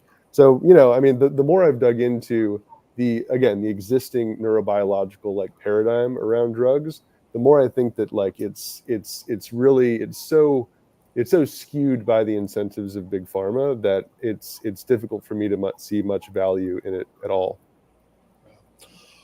All right. So we've got. Oh no, I skipped ahead. Sorry. Chapter 7, psychedelics or the dialectics of control. Yeah. So I feel like you're just like throwing drugs at me. You're like, what about this one? Yeah. What's this gonna do? I mean, as sort of promised by the subtitle of the chapter, it's broken down into 3 steps. The first part of the history really deals with the CIA's, top secret program, MK Ultra. John Lennon sort of gave away the game. John Lennon said that we ought to be very thankful to the CIA for giving us these wonderful drugs. And he was not mistaken. He wasn't just being ironic. He was not mistaken in saying that. It was because the CIA was involved in this, essentially like a torture program, a domestic torture program, that they convinced the pharmaceutical firm Eli Lilly to produce LSD for them. Right? They figured out how to make LSD. There's a rumor that they got a decimal point wrong, and so they started creating LSD in tonnage quantities. By their own description, tonnage quantities of LSD were being produced in the United States. And it was, portions of that vast reserve that leaked out into the elite world in the 1950s. So it's, Aldous Huxley, Cary Grant, there's a lot of people in the 1950s who we don't talk so much about LSD as LSD proselytizers, but it was in the 50s that LSD sort of like leaked out into the world. And those are the channels through which people like Tim Leary got a hold of it. So that's the first part, right? That's the control part. The liberation part, or the attempt at sort of using these drugs in liberatory experiments, is the second part. And this is, of course, about the use of various psychedelics, LSD perhaps most prominent amongst them, in the counterculture in the 60s, and what I think of as the kind of pernicious consequences of the drug subculture on the new left at that point. And then the final period is the sort of, resolution of that dialectical tension between control and liberation.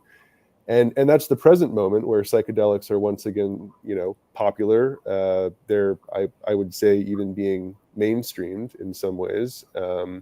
We're in the midst of what some people have called the psychedelic renaissance, but I think that, to extend the metaphor, we might just be in the middle of a psychedelic enlightenment. MDMA is likely going to be FDA approved in either the first or second quarter of 2024. Psilocybin is already decriminalized in various places and actually legalized in a very interesting experiment in Oregon that I'm going to be writing about in the future. So it's all kind of happening, and it's really quite remarkable, actually. I mean, there's whole training institutes that are set up right now to train therapists in how to use drugs in therapy that are still Schedule I substances, right? So in the eyes of the federal government, these are drugs with no medical use whatsoever and that are very dangerous. And there are whole training institutes that are preparing professionals to use them in a clinical setting, under the belief that very soon they will indeed be legal substances. So yeah, it's a pretty wild moment. And what I want to say about it and why I think it's a sort of dialectical resolution of those two earlier moments is that it's no longer liberatory. Like the ethos of the countercultural 60s is not there, and in fact there's a lot of hostility to that period. Like if you talk to researchers at the Multidisciplinary Association for Psychedelic Studies, they're sometimes very hostile to people like Tim Leary, right? They kind of think like, oh, the hippies ruined everything for 2 generations, right? They took these drugs irresponsibly, and they bear tremendous therapeutic benefit, but only if curated by a group of quasi-shamanic professional elites. And so the psychedelic renaissance / enlightenment that's proceeding now, it's not about giving the drugs to the people and letting them, free their minds. It's about carefully curating the process of the release of different psychedelics. Yeah. Well, earlier, you said it felt like I was, just tossing drugs at you. So as somebody who used to live in Miami for a long time, if I was doing that, I surely would have done this one earlier. Chapter 8, cocaine or hyperreality. Cocaine. Yeah, I mean, again, I'm leaving stuff out, but I'll try to do.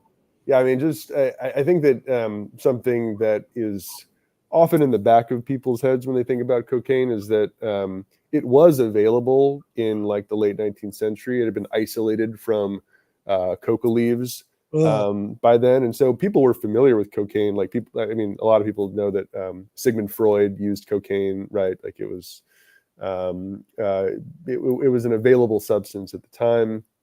And then for various reasons, including the fact that it got lumped in with opium, and when those international drug treaties came up in the early 20th century, it sort of fell out of consciousness for a long time, right? And so by 1930, it was not just that it was not available anywhere, it was that people really didn't think about it anymore. And for 3 decades, cocaine kind of bore no importance in the American psyche, right? Yeah. And then all of a sudden, when there's this crackdown on all sorts of other drugs, right? So 1965 is kind of a watershed moment. It's when LSD is scheduled, it's when LSD is banned in California. And it's when everyone realizes that we really have to sort out our drug laws. And so 1970 comes along and there's the Controlled Substances Act. This creates the modern drug scheduling system. And because of that, and because of the initial success, actually, of Nixon's war on drugs, right, it eventually turns for the worse. But at first, he was successful in lowering the availability of certain drugs. So marijuana, amphetamines, benzodiazepines, all really crater in consumption around 1970. And they come back eventually. It doesn't sort of take long for people to sort of figure out ways around it. But in the meantime, Andean cocaine really begins flooding into America. And again, because we didn't really have any connotations, with the drug. People didn't know what to make of it. It was just kind of fun. There was nothing. No one thought it was particularly dangerous. There were ads. There's some of the ads in the book, are from the 70s. People thought it was perfectly fine to snort cocaine. There were even ads for smokable rock cocaine devices miraculously in the 70s. And yeah, I mean, it's fairly remarkable that, like, you look at the discourse around cocaine in the 70s and even through the early 80s. I mean, through 1983, 84, people thought cocaine was kind of fine. I mean, there were a lot of people thought it was going to be decriminalized like pretty imminently. High level officials in like the White House were talking about it like it was a perfectly safe drug. Psychiatrists at Harvard and Yale were saying, "Oh, it's about as harmless, or it's about as harmful as a bag of potato chips." Right? There's a Ozzy Osbourne live album from 1982, "Speak of the Devil," where he does this Black Sabbath song, "Snowblind," and he's just so enthusiastic about it in the lead up to the song. This is a song about cocaine. And that would have been cause for nothing but unmitigated excitement, right? There was a up until that point, really. I mean, it was we'll get into it in a moment, but up until that point, there weren't negative connotations with cocaine, like associated with cocaine. I mean, the way in which it was talked about in magazines and newspapers was just as like a fun party accessory. And given that it was pretty expensive at first, and it was used by the elite professional classes, that again goes back to that fourth orienting claim. It was professional class people who were using it, and so it bore no real stigma. That obviously changed when crack came along, and as I alluded to a second ago, crack was nothing new, right? Smokable rock cocaine, it had long existed. The sort of particular way in which they made rock cocaine by mixing it with baking soda, that was kind of new. But if you look at the makeup of crack and cocaine, I think most of your viewers, listeners might already know this. They're almost indistinguishable, right? They're the same drug, but wildly different associations came along with crack. Simply because it was a new name, and academics weren't ready to speak about it, on the spot. The kind of stories that came out about it were just like really wild, like about crack babies who were scarred for life, and how one hit of crack is like a whole body orgasm and you'll never go back again, right? Like all the kind of the pernicious zombie metaphors of the drug war came to bear really quickly with crack. And again, despite the fact that it pharmacologically is like pretty indistinguishable from cocaine. So why was that, right? Why did crack have such negative connotations, and why was cocaine perfectly acceptable? Well, it was largely where crack was being sold and who was taking crack, right? It was in predominantly Black urban areas that were blighted by deindustrialization. And, in those kinds of places, especially like after, the incentives of policing lead to all sorts of low-level street bus, it became this self-perpetuating cycle, right? The demonization and the padding of enforcement budgets. So yeah, I mean, once again, a perfect illustration of that fourth orienting claim that the difference between licit and illicit drugs, and by that I mean acceptable and unacceptable drugs, it's really a class distinction, right? When you had white professionals taking cocaine in the 70s, perfectly fine, right? You could, like, Woody Allen can joke about it in Annie Hall, and it's like not a big deal. But crack comes along, and it's used by a very different demographic of people, and all of a sudden it's a scourge of like absurd proportions. Yeah. Well, last but definitely not least, we have chapter 9, marijuana or profit wins in the end. For some reason I really didn't want to write this chapter, and so I saved it to the end, but then it like worked out because the kind of the message that I wanted to bring home there sort of fit for a closing chapter.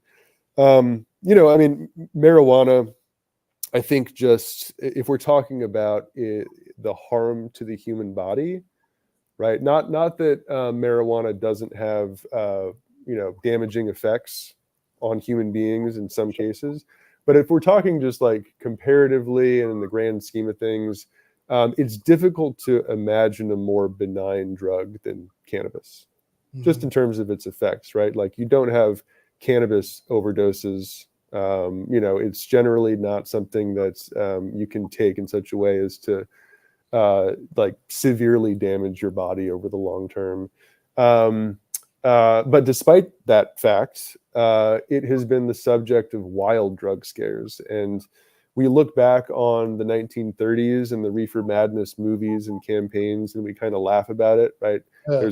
There's a movie poster that I include in the book for a film called Reefer Madness, where it talks about, like demonic wild orgies that people have after smoking one puff of marijuana, and how they go on, axe murdering sprees, right, after they like try their first joint. And bears a lot of similarity to what happened with the discourse around crack in the 80s and around cocaine in the 1910s and around opium in the late 19th century, right? So it's the sort of same basic template. So yeah, I mean, marijuana went from that, where it was completely demonized, where it was generally associated with subcultures that were considered like on the fringe, and so it could be demonized in that way in the mainstream without real sort of pushback, because it was fairly limited in its use in the 1930s. But it went from that to being today something that is the object of a very profitable industry, despite the fact that, of course, there's the enormous contradiction of the fact that marijuana is still a Schedule I drug, even though it's decriminalized and now legalized in a lot of states. And yeah, I mean, this to me is evidence that no prohibitionist propagandizing is too strong to overcome the profit motive, right? If there's money to be made on something, it's going to win in the end. I should add, I mean, I think this might be something your viewers / listeners already know, but with a stroke of his pen, Joe Biden could deschedule marijuana, right? It's not something that requires an act of Congress. It's something that can be done by executive order, but he doesn't do it. Yeah. He doesn't do it. I think that there's a question why there. I think that marijuana is in general a low priority voting issue. People, for the most part, support descheduling marijuana, but they don't care about it that much that it's going to sway their vote. And there's also obviously the big political problem of like what do you do with the fact that you've got lots of people in prison still for nonviolent drug offenses, and we're in the midst of this decriminalization and legalization moment. It's just an enormous contradiction that I think they don't really want to sort out, and so they'll just sort of kick the can down the road. Yeah. I mean, in fact, what Biden did do was make a big show of he fired a bunch of staffers, right? Well, he did that too. He fired a bunch of staffers, and then he seems like, because during the election, he made a big point of saying that nobody should be in prison just for weed, and then he seems to have sort of forgotten about that for like the first year and a half he was in office, and then he decided he was going to do something. What he did was a pardon that was so narrowly written that it didn't actually let anybody out. It was like a couple hundred people or something, wasn't it? Well, it was like a couple hundred people, like literally nobody who was in prison got out of prison because of it. Which to be fair, the people that it did help were people whose like past records were being cleared, basically. Right. But none of them were still serving in prison because it was so narrowly written. Because if you were in prison for selling it, essentially, then it didn't help you. You stayed in prison.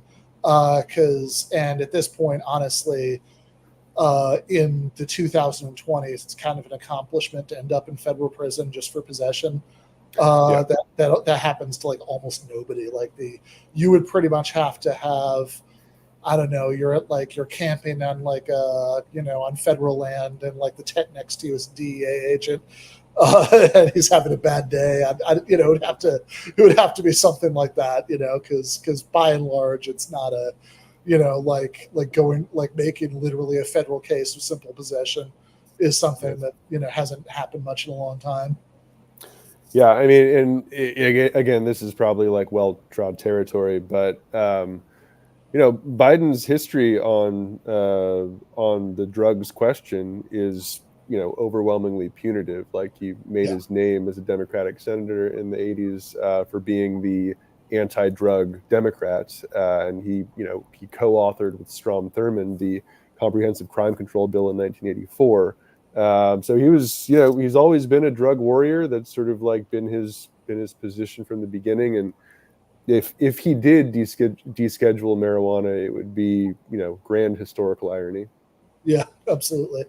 Okay, so we're a little over time, but I mean, the last thing I wanted to hit with you is, I think like when you write a book about drugs, I think a lot of people are, might expect either sort of a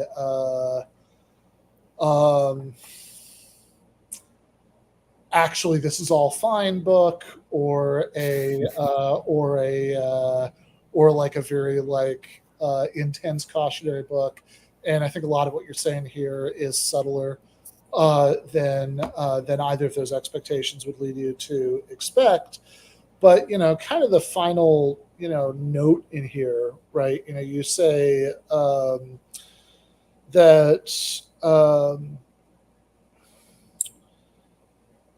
that okay, you understand that human beings have always used drugs and are always going to use drugs, and there are always going to be people who are worried about the dangers of various drugs. Like all of these things are probably not really at that level of analysis, are not really negotiable politically. That's just the deal. But the sort of severity of the problem does have a lot to do with with material conditions, right? That sort of you talk about compulsions, both to use drugs and to vilify them, sort of both being stronger, because of the kind of society that we're living in right now. So obviously everybody should read the book to get a fuller sense of what you're saying. There is a Verso link down below in the description for people to do that. But I mean, just in like really like broad stroke sense, if you could just kind of wrap us up by speaking to that last point. Yeah, I mean, I think that we're in it's a really interesting moment. It's a really interesting moment because in one sense, drugs are more dangerous and pernicious than they've ever been. We passed the 100,000 mark for drug overdoses annually in 2021. I think it's stayed above that number since then. At the same time that, as I said before, we're seeing broad decriminalization and legalization movements. And so, there's stuff happening on both fronts. I think that the former might animate a kind of renewed drug prohibitionism. And I begin the conclusion by just sort of walking through the steps, right? Like why precisely drug prohibition as such just doesn't work, right? If it worked, that would be one thing. Sure. But it doesn't work. And not only that, but it bears all sorts of pernicious consequences as well, right? It leads to sort of like bad policing incentives. It leads to drug purity issues which cause all sorts of like other health issues. It's been an unmitigated disaster from the beginning, but especially in the acute phase of the war on drugs launched by Nixon. It's just a really difficult project to defend. Ironically, we kind of knew all this after Prohibition, right? In 1933, everyone kind of understood that prohibiting a psychoactive substance caused all sorts of social problems that we don't want to deal with. But in the case of drugs, like we haven't come around to that realization. I kind of want to argue that I understand there's all sorts of scary stuff happening, but the truth is that this prohibition, this fantasy of prohibition, it's just that it's a fantasy. It's never been proven to work at any point in history.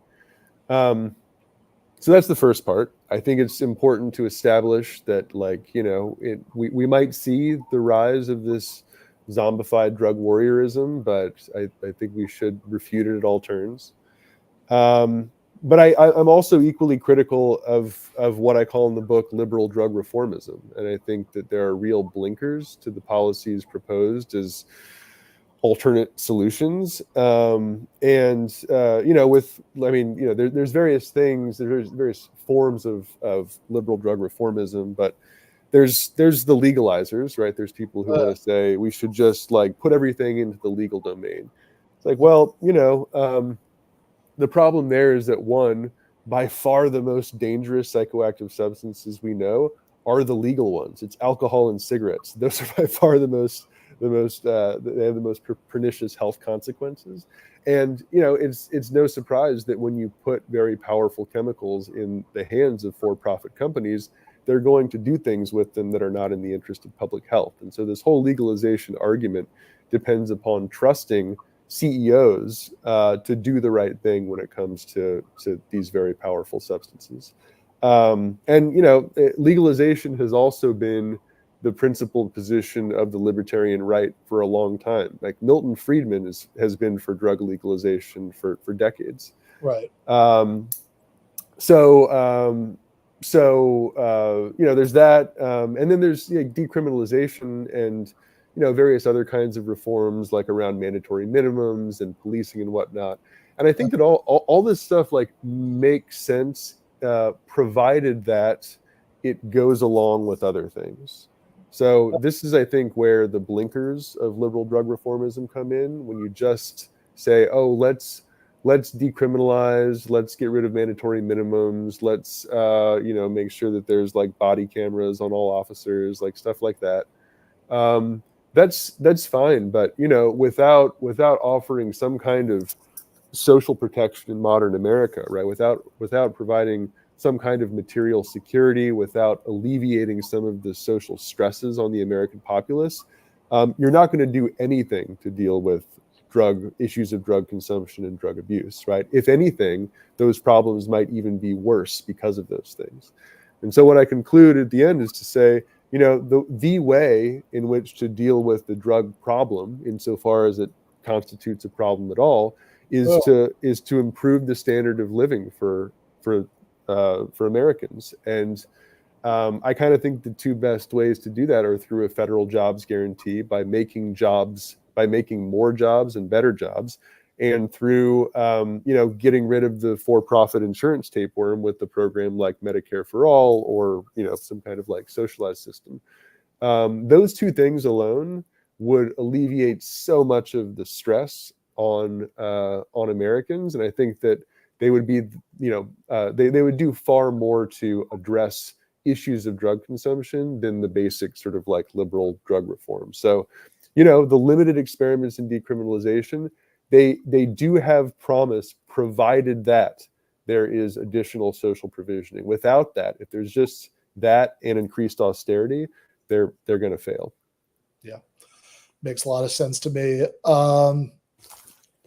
Good book, buy the book. Thanks so much for coming on today, Ben. Thanks, Ben. Thanks for having me. All right. That was Benjamin Fong, author of Quix Fixes Drugs in America from Prohibition to the 21st Century Binge.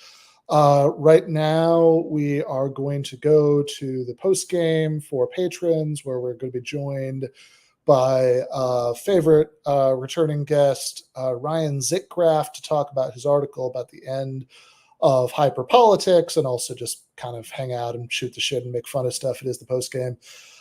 So if you are a patron, you should already have an email with a hilariously inaccurate start time. The conversation I just finished was too interested. No apologies. But it's probably going to be, on the short side of a post game, but still substantial.